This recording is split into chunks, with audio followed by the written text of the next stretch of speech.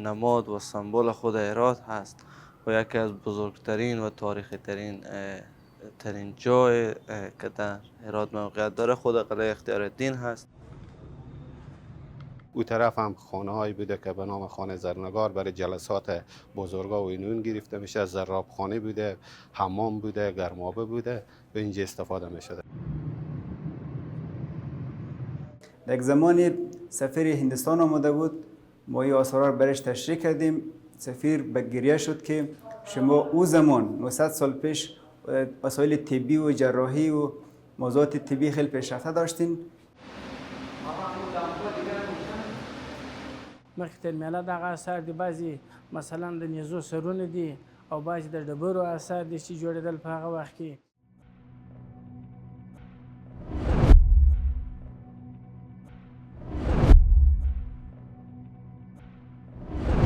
د تاریخ په زړه کې د هرات یوه تاریخي او جنگي کلا.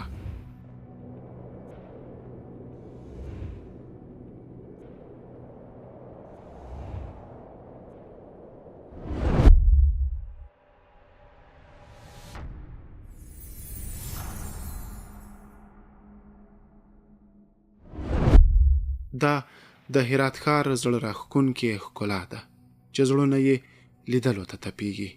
لوړ منزلونه، پخې لارې او کوڅې، پراخ پاخه سړکونه، ښکلی ښاري نظم، د ښار پاکوالی او د هراتیانو لوړ فرهنګ، دا ټول هغه څه دي چې د سیلانیانو پام یې وراړولی او هر څوک هڅه کوي چې د لرغوني هرات ننداره وکړي.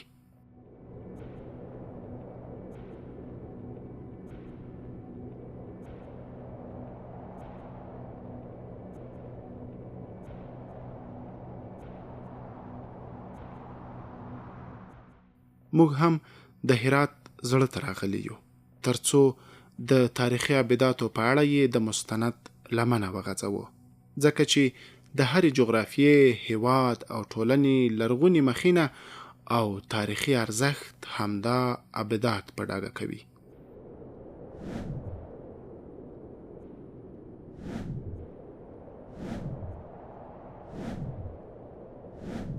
دا دی د هرات ښار په زړه کې ورو ورو د اختیارالدین کلا ته ورځو. د شفق رڼا د کلا په دیوالونو خپره ده.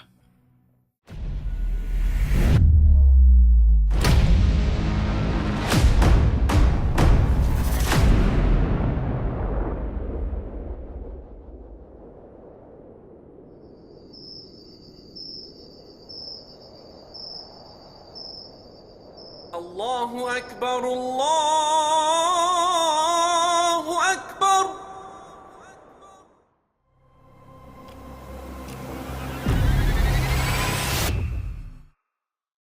د لرګي له دوو پلو جوړه کلکه او محکمه دروازه، د پخو خښتو لوړ دیوالونه، دنګ برجونه، حرام سرایونه، لوړې زینې او د معمارۍ بېلابېلې ښکلاوې زړونه ځان ته راکاږي.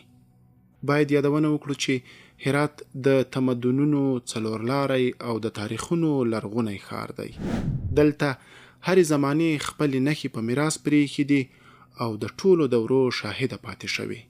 هغه د اختیارالدین کلا ده.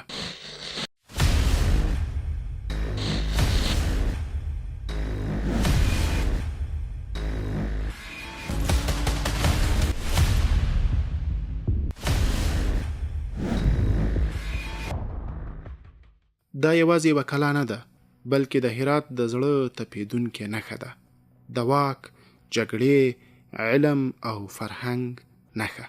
تاریخي ابدات د یو ژوندي ملت د هویت هنداره ده. هره زړه کلا، مناره، مزار او لوړ برجونه د ولس د عظمت او ویاړ کیسه کوي. نو ځکه خو د اختیارالدین کلا د هرات ولایت د لرغونتوب ښکاره سمبول ده. قلعه اختیارالدین به گفته مردم نماد و سمبل خود هرات هست و یکی از بزرگترین و تاریخی ترین جای که در هرات موقعیت داره خود قلعه اختیارالدین هست که تاریخ از او برمیگرده به زمان حکومت هخامنشی ها به پیش از 550 سال قبل از میلاد. خود آبده تاریخی مثل یک شناسنامه میمونه. ساخته که یک پاسپورت یا یک تذکره یک شخص تا تابعیت همون کشور نباشه نداره. وقتی که یک آبده تاریخی فقط تذکره یا شناسنامه یک همین کشوره که کشور به جهان میشناسانه. د دغې کلا لومړی بنسټ د میلادي درېیمې پیړۍ 313 میلادي څخه د مخه ایښودل شوی او له څېړنو څرګنده شوي چې د یادې نېټې څخه 1500 کلونه وړاندې آثار او نښې نښانې هم دلته ځای پر ځای پاتې دي. این قلعه 8 روایت داره که به 8 روایت یکی از روایت های اینه که میگن اسکندر مقدونی در سال 330 قبل از میلاد به حساب هرات که میای فتح میکنه همین ارگر میسازه. بازی زمانی که تحقیقات که آلمان ها انجام دادن آثاری که پیدا شد 500 سال جلوتر از اسکندر مقدونی پیدا شد. شاید میگن که امو قلعه آماده و هم چندین دفعه جنگ کرده و اینجا تقریبا 9 ماه ارگر محاصره داشته تا تصرف کرده. میگن این تخریب کرده باشه و باز دوباره به رو همو خرابی های سابقی و دوباره ارگ ساخته. و بعد از او هجوم یا حمله اسکندر مقدونی در سال 330 قبل از میلاد به اینجی و وقتی که او حمله میکنه میبینه یک گروهی از مردم روی یک تپه، چنان که در تصویر میبینین خود قلعه اختیارالدین روی یک تپه یعنی از سطح شهر بلندتر ساخته شده.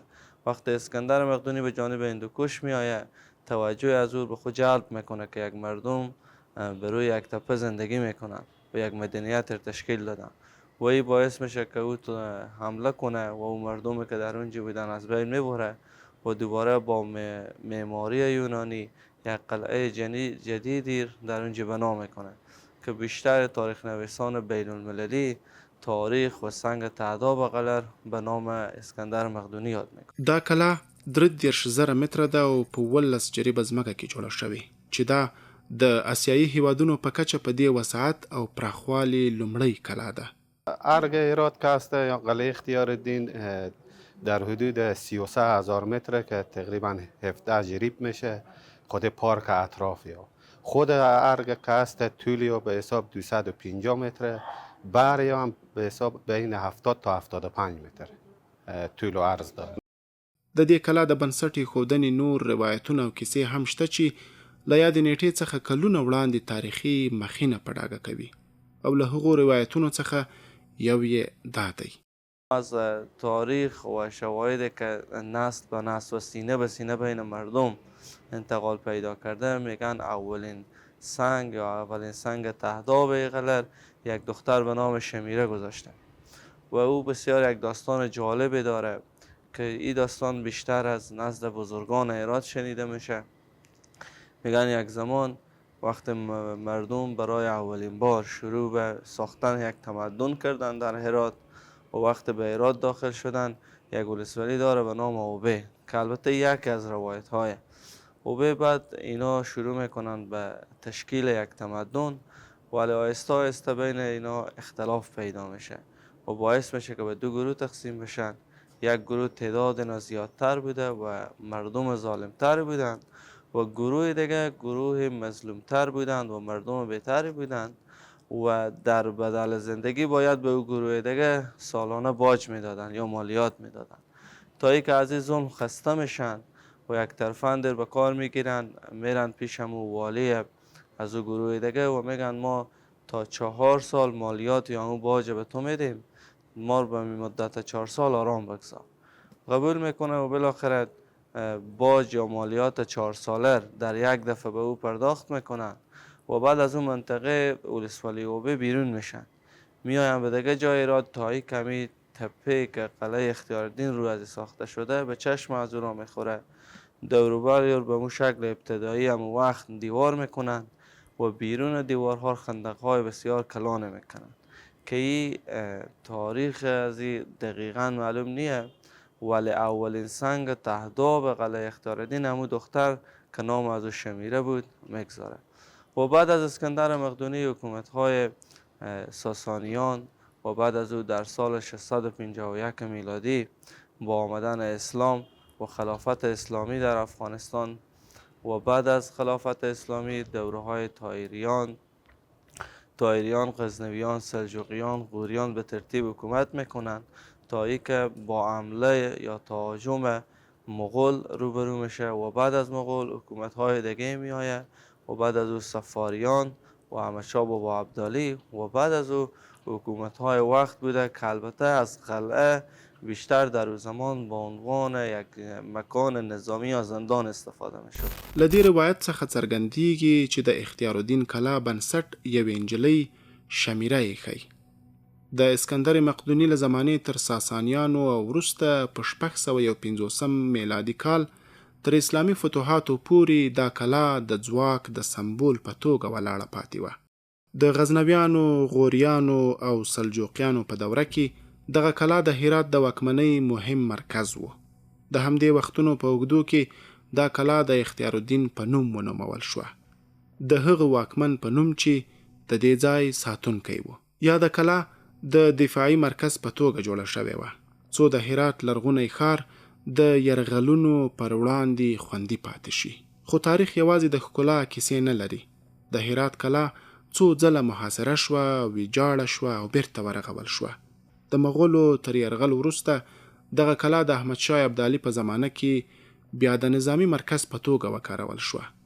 د وختونو توپانونه ډیر پر دې کلا تیر شول، خو دا لا هم ودانه پاتې ده. دلته له هنر او ادب څخه نیولې تر فلسفې او نجوم پورې هر څه غوړېدلي وو. کلا د کتابونو، کتابتونونو او علمي مرکزونو کوربه وه.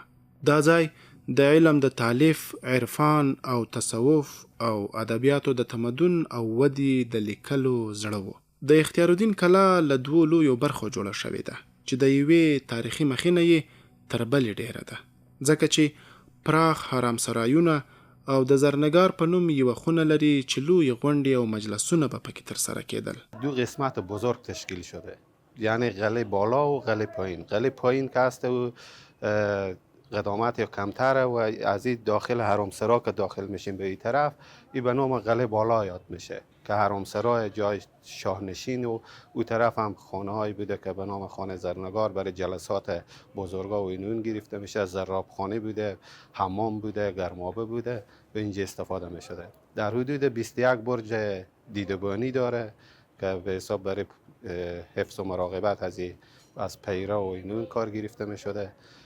دفاتر و اتاق و اینون هم خیلی زیاد داره و داخل از این دفترهای موزیم و سالونهای نمایشگاه، موزیم لابراتوار، موزیم دیپوی، موزیم اینا با قلعه پایین موقعیت داره. 200 تا نمایشگاه آثار بهزاد دوری تیموری، یک نمایشگاه از انجمن خوشنویسان هرات که در حدود 50 اثر خوشنویسی رو به نمایش گذاشتن.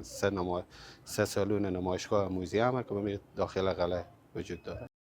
دا کلا 21 لوړ برجونه لري چې د ساتنې لپاره یې له همدې برجونو د پیرې په توګه کار اخیستل کېده، او نور بېشمېره دفتري خونې لري چې بېلابېلې برخې پکې پالل کېدې. کاهنشناسی از هر جای دنیا که آمده اما چشم از او واقعا خیره ساخته، چون دیوارهای از او با یک ضخامت بسیار بسیار بالای ساخته شده.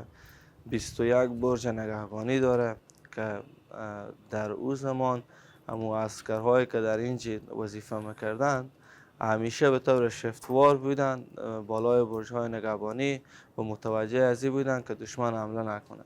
و در کنار از این برج‌ها نزدیک به 109 تا تیرکش داره که یک سرباز همیشه موظف بوده با تیر و کمان که اون وقت در دست داشته اونجا میششته و برای محافظت از قلعه میپرداخته. این قلعه شاهنشین میگن. در 2 قسمت قلعه تقسیم شده، قلعه باران و قلعه پایین. قلعه پایین که بوده عمدتاً برای عساکر و سربازا و محافظین و جای اداری بوده. قلعه بالا که بوده جای شاه بوده، خانه شاه، خانه سلطنتی بوده دیگه.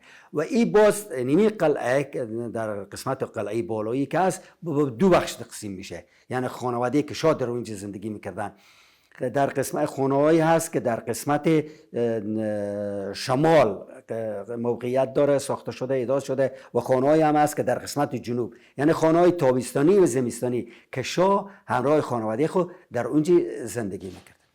کله چې تیموریان واک ته ورسېدل، هرات د نړۍ د تمدني پلازمینې حیثیت وموند. د دوی د واکمنۍ د وخت معماري او خطاطي اختیار الدین کلا ته داسې ښکلا ورکړې چې اوس یې هم څوک هغسې نشي رغولی. از نگاه ساختمانی شاید در تصویر گرفته باشین با یک سبک معماری ساخته شده که در زمان فعلا هم کاملا ناممکنه و بخصوص در زمان تیموریان، چون در خراسان وقت، در خراسان خود شهر هرات پایتخت خراسان بود، از یک معماری و تزئینات بسیار بسیار جالب در او به کار گرفتند که تا امروز ساخت و ساز از او برای بسیاری از معماران بسیار مشکله.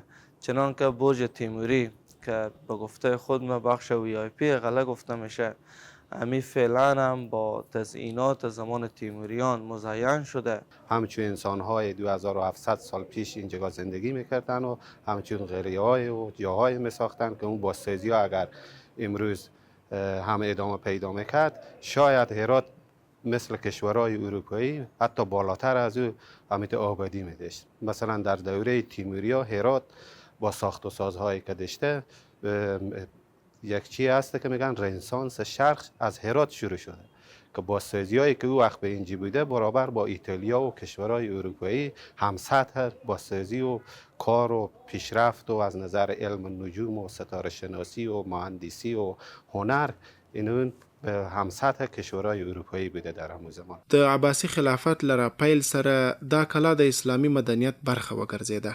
دلته یوازې د جګړې مرکز نه و، بلکې د علم او فرهنګ کور هم و. هیره دې نه وي چې دا لرغونې کلا یو تاریخي موزیم هم لري.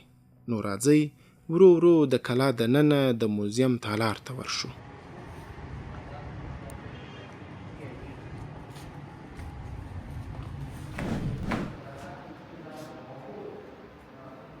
په ښي او کیڼ اړخ کې ایښودل شوي زاړه لوښي، وسلې، سکې، کتیبې او نور لرغوني شیان ښکاري چې سیلانیان یې لیدو ته ورځي او په درنښت یې ګوري.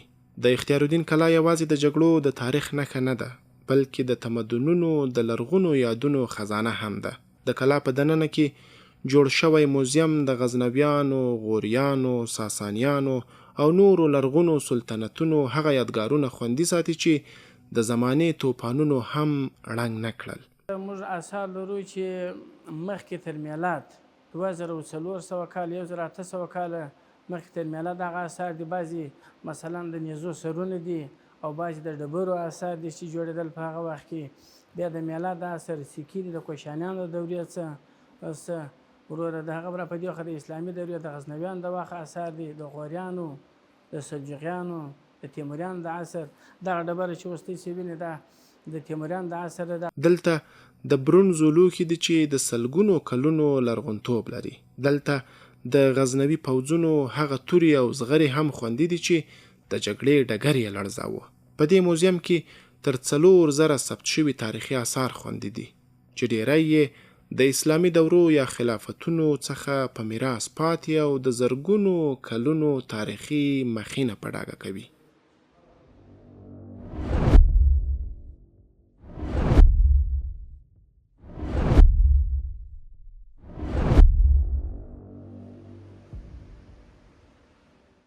حدود 3500 اثر تاریخی که ما داریم که گرچه اگر ناثبت و ناسجل شده را در نظر بگیریم حدود 4000 اثر تاریخی میشه که بیشتر آثار از دوران اسلامی است و همچنین آثارهایی که بیشتر مورد چشم دید است و مردم بیشتر خوش میکنن آثارهایی است که ساخت خود افغانستان بوده، از جمله تفنگ‌های است ساخت خود افغانستان که 160 سال پیش حدود 160 سال پیش دوره امیر شیرعلی خان ساخته شده.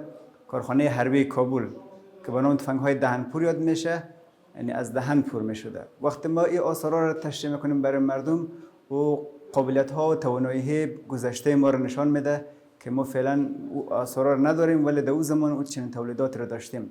د ارشیف په تاخونو کې د ساساني دورې سکې ځلیږي چې د پخوانیو دورو د اقتصادي ودې د ځواک نښه ده. دلته د هر شي تر شا یوه نه هېرېدونکې کیسه پرته ده. د هغه وخت د خلکو ژوند، باورونه، هنرونه او جګړې. د اختیارالدین کلا په موزیم کې د 900 کلونو وړاندې د غزنویانو د دورې د طبي وسایلو تاریخي آثار هم خوندي ساتل شوي چې د وخت د علم او طب په برخه کې د افغانستان د پرمختګ څرګندونه کوي. وسایل ابزارالات طبی است که 900 سال پیش از دوره غزنوی ها به جا مانده به داخل موزیم هرات اونجا به نمایش گذاشته شده. در یک زمانی سفیر هندوستان آمده بود، ما این آثار را برش تشریح کردیم. سفیر به گریه شد که شما او زمان 900 سال پیش وسایل طبی و جراحی و موضوعات طبی خیلی پیشرفته داشتین، حالا امروز که هست مریضای شما میرن به هند و به پاکستان و به جاهای دورتر از افغانستان. در قسمت این گذشته بازم گذشته و تمدنی عمیق و گذشته خیلی پیشرفته ما رو نشان میده. سیلانیان چې دې موزیم ته راځي یوازې د چکر په موخه نه بلکې د زرګونو کلونو تاریخ له نږدې لمسوي. دا موزیم د افغانستان د هویت، د لرغوني فرهنګ او د هرات د ابدي عظمت ژوندی ثبوت دی. د دې پر ځای چې هیوادوال نورو هیوادونو ته د چکر لپاره ځي، غوره دا ده چې هغه پیسې د خپل هیواد د تاریخي او لرغونو ځایونو په لیدلو مصرف کړي ترڅو له خپل ویاړلي تاریخ څخه ډیر خبر شي. ډیر داسې خلک هم ول چې د داسې تاریخي او لرغونو ځایونو په لیدلو پسې سترګې اړېدلې، خو یوازې په مجازي نړۍ کې به یې په انځورونو زړه خړوباوه چې اوس یې له نږدې لیدلو ته راغلي. د اسلامي امارت په راتګ سره چې په ټول هیواد کې بشپړ امنیت تامین شوی دی، د دغې کلا لیدو ته د ورځې لسګونه داخلي او خارجي سیلانیان راځي او له نږدې څخه د افغانستان د لرغوني تاریخ او ابداتو لیدنه کوي.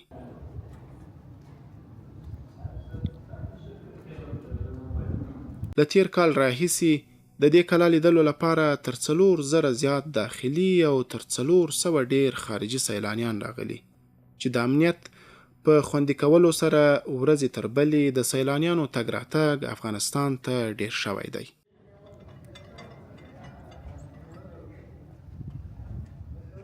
تقریبا خو موږ خو اوس چې دا وایي چې 15,000 کلن تاریخ 15,000 کلن نو چې دغه شان نه وي نه وینو یا دغه نورو ملتونو ته دا په ډاګه نشي نو موږ خپل هویت نشو په ډاګه کولی. خو دا دغه تاریخي ابدا چې موږ ته د خپل هیواد 15,000 کلن تاریخ راښکاره کوي چې دغه دغه اوس تاریخي موجودې چې پر دا ځای باندې پاتې دي. اوس داسې دی چې موږ په ټولنیزو شبکو کې او پر تلویزیون په صفحو باندې د دې عکسونه او تصویرونه لیدلي وو او ما نو غوښتل مو چې راسو په ژوندۍ بڼه یې وګورو چې دا څنګه ځای دی.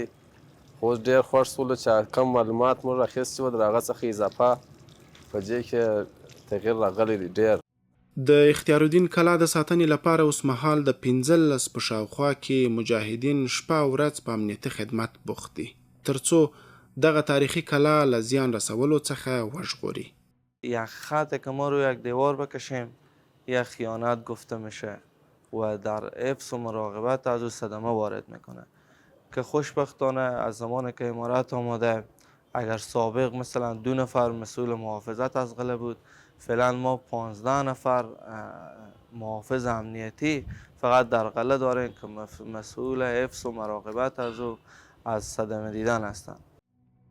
دغه کلا د فرهنګي ارزښت له مخې د افغانستان د کلتوري میراث برخه ده چې د طبیعي پیښو له امله یې ټولې زیانمنې شوې برخې د بهرنیو مؤسساتو په مرسته د ښو انجینرانو په زیار او کار په معیاري ډول رغیږي او کارونه یې عملا جریان لري.